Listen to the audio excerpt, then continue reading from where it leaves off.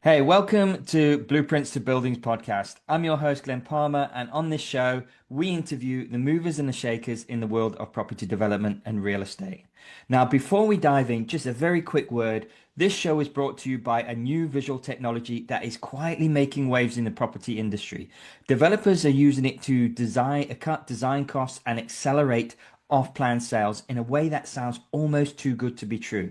Now, if you are curious, message me directly at Glen Palmer Secure or check out the show notes below.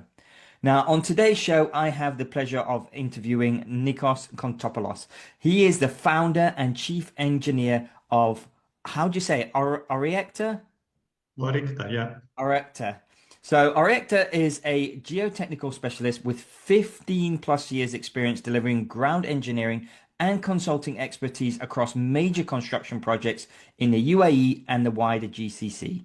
Nikos, it's an absolute pleasure having you on the show. Appreciate your time and you being here. So can we let's jump in, shall we?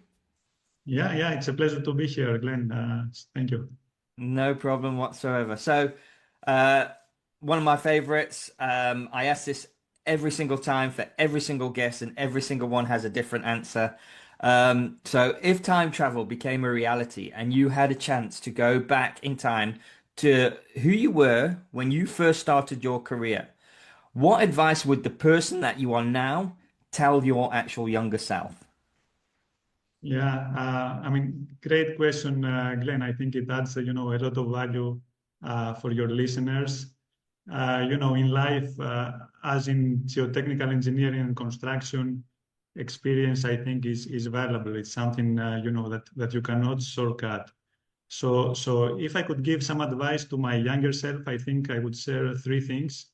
The first one is to define success and what success means to you as early as possible. It Hmm. doesn't have to be fully formed, or you can change your mind with the years.